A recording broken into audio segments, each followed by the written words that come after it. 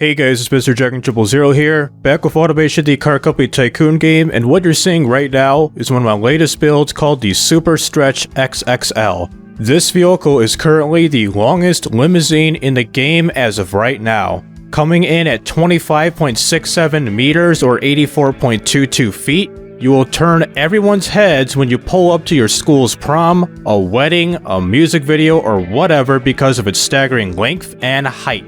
As long as you can get in a limo, it will be the last vehicle you will ever ride in. The body that I've used to make this harrowing limo is made by a modder named Gizmo Props in his newest 78's Top Kek mod pack. The link is at the bottom of the description and in the Automation Steam Workshop if you want to download it. It has a lap time of 1 minute 49 seconds 94 milliseconds at the quote-unquote Top Gear test track and 3 minutes 25 milliseconds at the Automation track. It has a top speed of 169 miles per hour and a 0 to 60 in 7.03 seconds. This vehicle uses my rendition of the most powerful Inline 5 engine that produces 2,363.8 horsepower and 1,641.6 foot-pounds of torque. It has a fuel efficiency rating of 1 mile per gallon and weighs in at a driveway cracking 29,416.7 pounds or 13,343.1 kilograms. And for the market, due to the length, width, height, and weight of the vehicle being more than a school bus or semi-truck, it doesn't compete with anyone in the market. In terms of how I made the Super Stretch XXL, the panel material will be made out of carbon fiber with a monocoque chassis also made of carbon fiber. With a front longitudinal engine placement and both the front and rear suspensions use a solid axle leaf. For the engine, it uses my rendition of the most powerful Inline 5 engine in the game as of right now. Instead of going over the specs again, I'll put the video of how I made it this powerful in the card system on the top right of the screen if you want to learn more about this engine. So now, let's head on over to the drivetrain. For the drive type, we're rolling with an all-wheel drive configuration with a dual clutch 7-speed with the top speed set at 170.4 miles per hour. With an electric LSD, who even cares about that, and the power distribution is set at an even 50-50 for the front and rear wheels. For the tires, we're using radial medium compound tires with the front and rear tire width set at 395mm to the front and back, running on 35-inch carbon fiber rims. For the brakes, we're using carbon ceramic 6 pistons for the front and back with the size set at an even 420mm, which is unfortunately maxed out in this game, running with 100% full racing pad type with the quality maxed at the plus 15, and despite that, we are way under our braking max load percentage at negative 20, almost negative 21%. So stopping on a dime ain't gonna happen with this vehicle, folks. Under tray, nothing that much, but the cooling airflow, since this thing likes to overheat very easily, especially this powerful an engine, maxed out the cooling airflow to a 100. Brake airflow, who even cares about that? So for the interior, we got, well, let's assume there's more than 8 seats on here. We got 2 of the front passenger seats and 2 bench seats, 3 here and 3 there for the middle and rear rows, supposed mid and rear rows, with a handmade interior and a luxury HUD with the quality set as is because, well, we're not Lil Wayne, we don't own his limo for God's sake. It's got a regular electric power steering with electronic stability control and standard 2010 safety standards. And lastly, for the suspension, we're using an active comfort springs of gas monotube dampers, and our only options are passive sway bars, running, well, to say a normal preset because the presets, well, it doesn't even matter except for the comfort presets. It just barely reduces the dampers by like 1 click and that's it. So presets don't matter here, folks.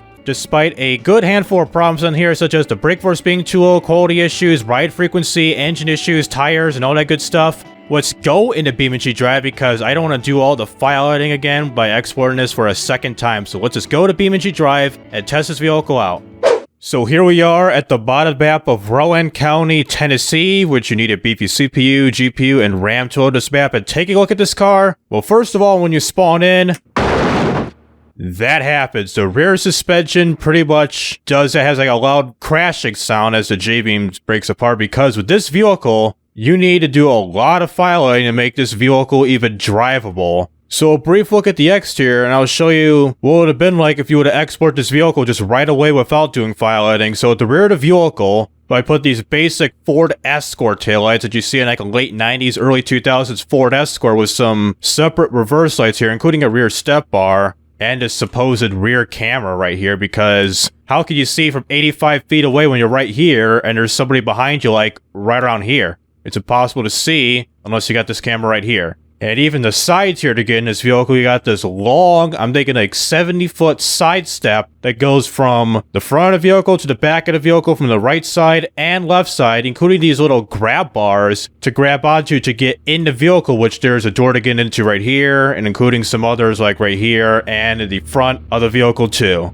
And for the front of the vehicle here, somewhat unique, but also simple. Got these L-shaped headlights right here, including these top turn signals for the left and right up here, with a chrome grille, steel bumper, and a little hood ornament on here to make it more luxurious. So that's pretty much the details of this vehicle. So let me spawn in another Super Stretch D raw version if you were to export this as is without the file editing. So go down here till it says Super Stretch XXL Raw, which is the version that I kept it as is without doing the file editing, which was kind of painstaking. To do the file editing, you have to manage the J-beam files, the suspension files, and the wheel files to make it drivable. And right here is the unedited Super Stretch, and look at this vehicle. You got oil starvation, which is the big problems with this vehicle, including the rear suspension is poking out of the vehicle too, and looking at the front, the steering is unfortunately damaged. I'm steering right now, and it ain't working. And including these hazards go off because impact detected stopping cars, because when you respawn,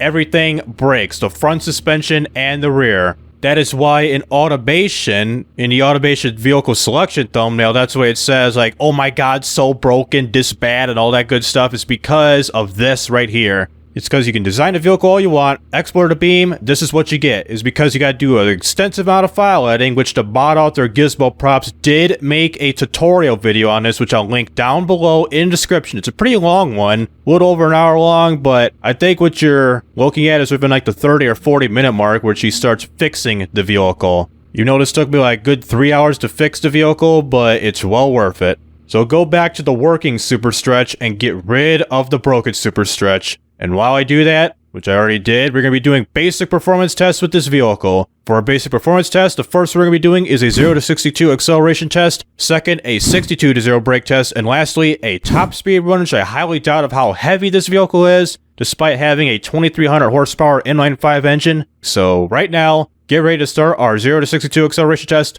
now. Hit the gas pedal. Slow acceleration is pretty much as expected for a 14-ton vehicle over 29,000 pounds. I almost said horsepower, I'm so dumb. And turbocharger overheating. That's real nice. So 0 to 62 in 12.18 seconds of 540.65 feet. Alright, so slow down a little bit, even though it's going to be pretty easy to get this in now. I would say it's going to be pretty easy to get the 0 to 62, or 62 to 0 because of how heavy this vehicle is. So for the brake test, around 10 miles an hour and 0. 62 to 0 in 11.74 seconds of 513.21 feet. That's pretty bad for a heavy vehicle like this. Imagine this would have been like a 60, 70,000 pound vehicle, maybe 80,000 pounds, which I think that is the legal requirement or the legal limit that a vehicle could be driven on the highway at that heavy of a vehicle. Like imagine braking at like, why am my car driving backwards? I'll say imagine braking with that heavy of a vehicle. It'll probably take like 30 seconds to stop or something stupid. So for the top speed run, accelerate and do the 0 to 62 over again and keep on going until we like hit the top speed or the top speed fails. Just crash into somewhere special like a wall, building, or whatever. And 0 to 62 hasn't changed one bit, improved by 0.05 of a second, so whatever. And what I am a little concerned about this vehicle is because it did show the turbocharger overheating. I don't think it'll survive the top speed run. Like it'll go fast, but not fast enough and not quickly enough to get its top speed. Like I'm guessing top speed could be like maybe 130 something miles an hour. So we got this minor left turn bend and back into the straightaway. Luckily it chose this part of the road to do top speed test. So 125 miles per hour, and there you go. Turbocharger is at negative 3.5 pounds, and around 125 miles an hour is our top speed. We are dropping, so crashing these tree lines. These tree lines would do, so the top speed run is unfortunately a fail. I wonder what it would have been like if I'd feathered the throttle earlier, and then just like carefully accelerate to get its top speed. I doubt it would happen. So crash straight dead on this tree at around 112 miles an hour. So hide the UI, 100 times slow-mo, right, dead on. So get a cam right here at 16 times to 100 times, and there you go. There goes a front end crash. It kind of deformed like a foot before hitting the tree, and there goes the drivetrain, that thing poking out through the vehicle. And go to 16 times. Vehicle's being lifted up in the air quite a bit to 8 times. And it stops right dead in its tracks a full time. And there we go. Right there, it has killed the engine and has thrown the frickin' drive shaft 100-something feet up into the air. So we got that taken care of. Hazards going off because impact detected, stopping car, and take a look at the damage of the vehicle. We screwed up the radiator, screwed up the front end pretty good. He also got this polygon messed up right here. And not only that, we got some vehicular frame damage, mostly body damage, not actual frame damage, but we hella bent up the side steps here. Some of the roof here got some bendiness with the roof, but the rest of it seems okay when you go back here. And another imperfection right there, that sucks. And I swear, is this actually the... Yes, that is the drive shaft, that's our transmission, and looking straight up, we're... Oh, that's interesting. When I'm right here, you can see it, but not up here for the drive shaft. Wow, that's weird. So now let's make this torture test even worse. Let me go to a time trial here, a suitable time trial that is wide enough and long enough to manage every single corner in this vehicle. So let me pick a map here. I'm thinking Utah, USA will do. So go to Utah with the Road Course 1 layout, doing 1 lap of this race in the noon hours. So let me take you to the starting line of this race right now. So here we are at the start and finish line, and despite the rear suspension going... Exactly, so where are we at in the start and finish line? We're way over, is probably what I expected on the loading screen. So we're way over in the start and finish line. I'm guessing probably like 15 feet over, but that doesn't really matter at all. So let's just deal with it and get ready to start this race off here. In 3, 2, 1, start. And off we go, struggling to get going. Already about to hit first gear right now. And turbocharger overheating right on cue. I swear, brake. Brake. Turn. Ow. And I think I screwed up the front right wheel. Alright, back up and get through this turn. Because the goal with this vehicle is to not have the steering even damaged one bit. If you damage the steering, then you're SLL. You can't even steer the vehicle whatsoever, and you have to restart the time trial. Hopefully I won't have to do that in this video, or this time trial in specific, I swear. Handbrake. Brakes fading, and... Oh, Gergo's tired of playing, so... That's a first attempt at drifting a 25-meter limo. Holy scrapey sounds. And holy tire. I screwed the back left tire pretty good, man. So I can still steer left. That's good. I don't know about right, and we're going straight into the guardrail for another time. That is pretty much the biggest downside about this vehicle, is that the turning radius is extremely jank. You can't even turn whatsoever, which I'm showing you right now. You can't turn with this vehicle, I swear. Still holding left, still trying to hold my line, and barely off the road. And into the non-collidable sign, and still going off the road is because I want to get this apex going here. Watch that rock. I was going to get that apex going of being right up against the... Nice drift. Up against the guardrails of the bridge there, necessary to barriers in specific. And now my vehicle is all of a sudden auto-steering to the right. I think I'm strafing right. Oh yeah, big time strafing right. It's probably from that collision. I swear, do I have to brake here? Oh god, I have to brake here. Brakes. I'm seeing red. We're fading. Oh god, no. Nope. We got... Okay, brakes are squealing. Oh my god.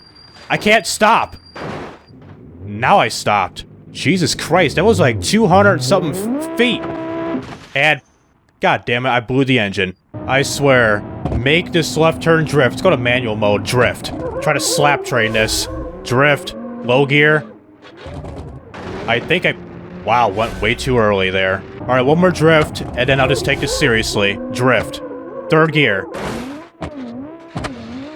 I'm still satisfied with the results right there. Despite that banger, I'm okay. I'm okay with it. A right turn drift. And over rev risk. And rock. Johnson. Alright, I'll just take it seriously throughout the rest of this time trial. Alright, this corner. Slow down right here. Hard on the brakes. Downshift and right turn. Use the handbrake and is the sign not collidable. Thank God it's not collidable. If it was, then that would be a career-ending moment for me. And okay, this is going to be very dicey, so slow down. We got a downhill coming up. And fortunately, vehicle is indeed slowing down and brakes are fading. My brakes after not changing it for 5 freaking years. And we're about to go off-road. I do remember this. There is a little drop-off point. Yes, there is. There is. Stop. It seems like I'm making adequate progress here. I think I got like maybe a few checkpoints to go, and we got an S-bend. A hard right up in here. I swear, drift. No, we get all 4 fades. 1,500 degrees in the back. Jesus Christ. And my back suspension is giving up on me. The back left is caving in. Holy crap, another one. We got another one. Brakes fading and screaming its life away. And it's the best I can do right here. I don't know how I'm going to work this out. I have to do like a 20-point turn or something just to get through this goddamn corner and brake. I don't want to go off one hill. If I do, then the run's over. Alright, finally got around that. I think that took me like a little over a minute and 15 seconds or something. Like an 8-9 point turn to get around that. So, finally got it straight away here. And I think this is the start and finish line coming up right here. Is it after this checkpoint here? Let me see. Is it this one or the next one? Oh, this one. Okay, it's this one coming up here. So 7 minutes, I'm taking 15 seconds, whatever milliseconds is our time. No, 7 minutes, 13 seconds, 840 milliseconds is our time. And like that, we have finally finished this torture test here. I'm thinking about going to another time trial, like an actual racetrack, and doing this. If I do this onto a racetrack, it would probably be pretty hellish. So free run right here, crash these rocks up ahead. Let me pause and slow it down here, get a camera going. Right around 50-something miles an hour, so right around here, high DUI, and 60 times slow-mo pretty much all the way here. Maybe go to 8. 8 times will do. Right, 55 miles an hour roughly. Hit that rock, and these damn vegetation's in the way, and full time. And like that, we are still going, and I hit something. The hill right here, a little imperfection of the terrain. So because of that, I seen the front left wheel has, yes, screwed up right here. Including this wheel too. The suspension is basically giving up on us after hitting that rock. Not a whole lot of actual body damage, just suspension damage, and there goes some shrubs through the hood. And in the driver's seat too. Hope they're okay, despite not having an interior thing, because I didn't feel like wasted 5 or 6 hours designing a pimped out wannabe Lil Wayne interior, even though he once owned a PT Cruiser limo. So now I'll take this on a racetrack. I'm thinking go something simple. Let's go to the automation test track. So here we are at the automation test track. We're going to be doing the full circuit here. 1 lap of this thing. And of course, we're over the start and finish line. But who even cares about that? So get ready to start this off here in 3, 2, 1, start. Don't care about launching this because of how heavy this vehicle is, I swear. Go to neutral. And like that, no wheel spin, because this thing is a heavy and long boy. Turbocharged overheating, I swear, drift. That was very effective, surprisingly. Right drift, before we get into the wall. Barely. I'm thinking this could be like a 4 or 5 minute completion time of this here race. Because in automation, it gave me a time of like just over 3 minutes, like 3 minutes 25 milliseconds or something like that. It's because automation and BeamNG, automation, they calculate just like the vehicle speed, G-forces, grip, and all that good stuff. And they just put onto a track by calculating all of those stats, and including the horsepower and all that stuff. But BeamNG is all about the vehicle. How it performs, how it turns, how it powers, how it does everything. Compared to automation, where it's a bit more simplified, it doesn't really do much of the calculations like what I'm doing here, how troubling this is. Make it this simple left turn is pretty much requiring me to go off-road into the grass and heading towards the freaking fence here. And I swear, once I get to this corner up here, not this corner, which starts turning right now, and go off-road, but who cares? Start the drifting procedure, so drift. Hard on the handbrake. Oh my god. Damn it, ECS. I'm gonna turn that off. Who needs that anymore? I was saying the ECS didn't even interfere with me. That would have been a very clean drift right there. Especially how this long of a vehicle. How about this bank corner? The carousel? Shoot. Damn. Hard into the wall right there. That's gonna leave a mark. Oh man, I screwed up the steering. So no matter what, we're going into the wall. Look, hard, steering hard to the right, and bang. Brakes are fading, of course, so do it early. And that ain't gonna happen, cuh. Ow. No damage whatsoever, but we took a good hard impact to the front, but that absorbed it pretty good. Jesus, so that took me a while compared to the last attempt. Now try making this bank corner right here. It's the Caswell's Carousel. Let's go wide. Wide right here, and this is gonna fail. And it's even more concerning. This even tightens up over here, and I got these tire barriers. I don't know if this is doable or not. Like, I'm gonna crash right here and do like maybe a 40-50 point turn to just get around these damn tire barriers and this turn here. Finally, probably a minute and 30, minute and 40 seconds getting through that. Finally, I got a straightaway, but I'm strafing pretty hard to the right here. Is my back suspension kind of scrawny, the back suspension? I'm a little concerned about this corner here. I gotta brake. I'm gonna drift. Nice drift. Got a corner coming up. I got a brake right here. Got these brakes fading. Brakes, all four are fading. But brakes are pretty much useless. Very useless. Still screeching. 1700 degrees in the back, 14 in the front, and landho.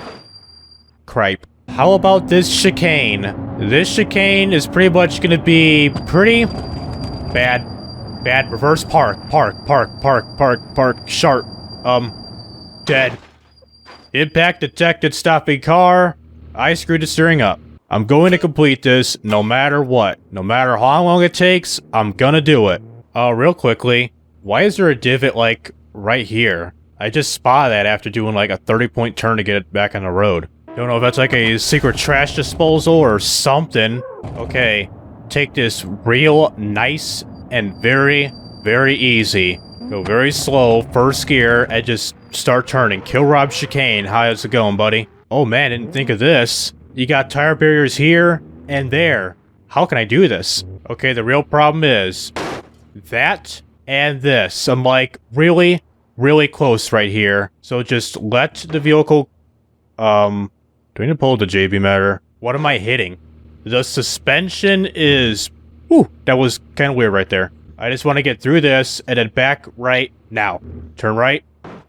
Careful of that goddamn wheel right here. I'm literally going to Austin Power this until I succeed. Alright, finally got phase 1 done on here. Now phase 2 is this here tire barrier. This is going to be even more painful, because I am like the living definition of rock in a hard place. Well, this part's complete. Now, getting back on the road's the hard part. So the key here is to just neutral drop this. Just be that one channel who does neutral drops on here. I forgot his name. It calls the guy the stuntman or something, and he just neutral drops like this, drive, this, reverse, just to get the car going. Despite clipping the freaking vehicle, especially the wheels getting around this tire barrier, this is a real pain in the ass. But I'm just about done here. Okay, slow down. Alright, good gap there. Turn right.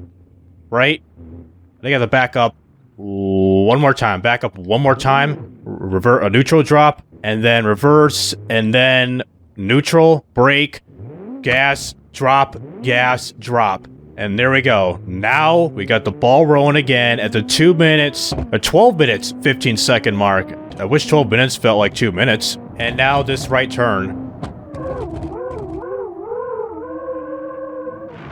Yeah, janky drift, but it'll do. It'll reduce the time it takes me to get around this damn corner. And not only that, I got this uphill, and the start and finish line is literally like right on the other side of this place here. If I can get that done, then I'm done. And then we can end its misery somewhere by like probably throwing off of either Car Jump Arena or Brutal Assault. I'm thinking Car Jump Arena. I think I hit my vehicle like 10, 12 times in this time trial. This is ridiculous. It's mostly in the steering parts, the front of the vehicle, the suspension, and the back of the vehicle with the back wheels. If I kept the wheels as is, how poked out they were to center the wheel, it'll have been impossible to go through that chicane back there. It'll have been impossible for me to do it. Either it'll take me to the 30-minute mark, or it will just be downright impossible just to complete it.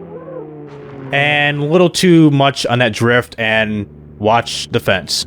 And coming up to our final corner, let's see, drift. That did absolutely nothing. So I finally did that 10-12 point turn, and we're finally in the straightaway of our final corner in this last straightaway. The final time we're about to get is well past the 15-minute mark. I'm taking 15 minutes, I'm taking 15, 19, 20 seconds. So final time of 15 minutes, 20 seconds, 693 milliseconds. That is a record of the slowest time trial I've ever done in this goddamn channel. 15 minutes compared to the usual 2 to 3 minutes in this freaking racetrack. Go to free roam and just end its life right here. So everything as is, 8 times slow-mo. Let's look like the J-beam on. Interesting. So full time. Alright, taking a look at the damaged vehicle, let's turn off the J-beam. It's gonna take a while. Using Control B to do this, that cycles through all the beam visualizations on here. So look at the damaged vehicle, screw up the suspension. Doing that, and the hazards are going off again because impact detected stopping car. Screwed the front end pretty good. Got a little hump right here of the front of the hood. So nothing much, but just damage on the front of the vehicle. So that is it. So now let's end its misery off by going to Car Jump Arena and fly us down to a ramp and basically end all super stretch limos. So here I am at the top of Car Jump Arena. We got one light that is on. It's fairly dimly lit. Okay, 1 light, 2 light, 3 light, 4 light, 5 light. Get ready for green and go. Now let's accelerate. And why is the first light amber for some odd reason right there? That was unexpected. I'm gonna try at a much higher speed. So let's pretty much accelerate all the way down, going above 30. Got that little dip right there, and did something screw up right there, or was that the turbocharger overheating? I think it was the turbocharger. Okay, down the ramp, go at a very high speed, over 100 miles an hour. 120 right now, 130. This is a personal best this vehicle, and launch speed, 151, almost 152, and this is gonna be really weird. Okay, we're gonna land awkwardly. On our sides, there goes that. Impact detected stopping car. Brake test, 185 and rapidly increasing, and we're on our roof. Full speed on our roof. Zoom in a little. Into the sand pit. Into the pool. And there goes that. It's unexpected we landed on our roof, so F7 right here and try to flip this vehicle upright. Let's max out the node grabber strength and find somewhere's like, that's exhaust, but did half credit right there and full credit right here. Alright, good. Got it upright. Take a look at the damage of the vehicle. We got the front end still hella screwed up, and the roof here. Okay, this is interesting. The roof looks pretty jank right here. And the side stepper is also pretty janky. Well, this here is... Oh, this here got screwed up pretty much the worst right here. You could actually see the side steppers at some of the chassis right here. It's interesting.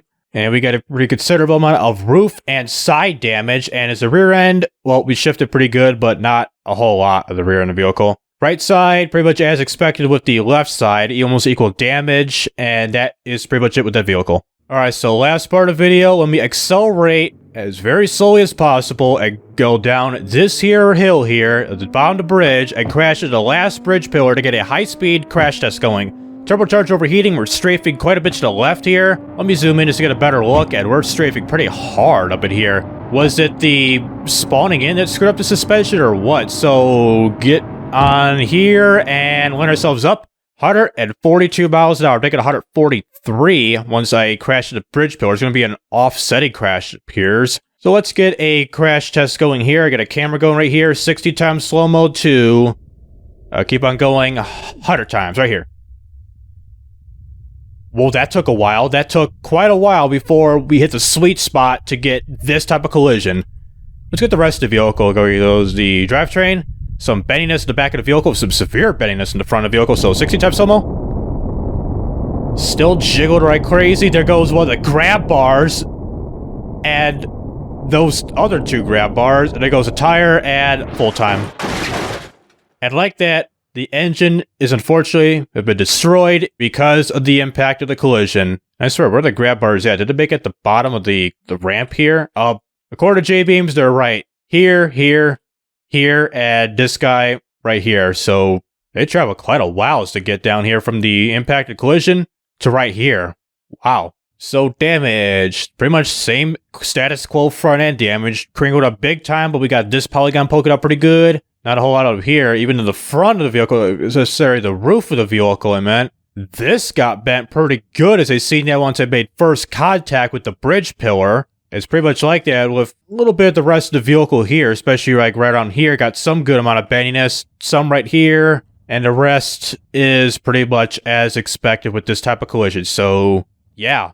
That's pretty much it with this vehicle, I guess. So that'll do it with automation and BeamNG.drive with the Super Stretch XXL. This is a very interesting vehicle on here, is because one, it's currently, as of right now, the longest vehicle in the game of over 25 meters long, which is around 84 feet, and the wheelbase was something stupid like 23 meters or something. Even though it took me like roughly 30 to 45 minutes to design a vehicle, the file editing like I mentioned earlier in the beginning of the video, it took me literally 3 to 4 hours, but it was well worth it. From struggling with the J-beam files, with the suspension, the vehicle, and the wheels, this I'm somewhat satisfied about. Despite the horrible steering, I mean, it's as expected of how long this vehicle is. And I do give credit to Gizmo Props for making this vehicle possible in the automation workshop, of going beyond the Call of Duty of making the longest vehicle in the game and pretty much suit our freaking needs of having such long vehicles and making this even wackier for the automation game. I do give credit to him for that. So this has been Mr. Dragon 000. I'll see you in the next video.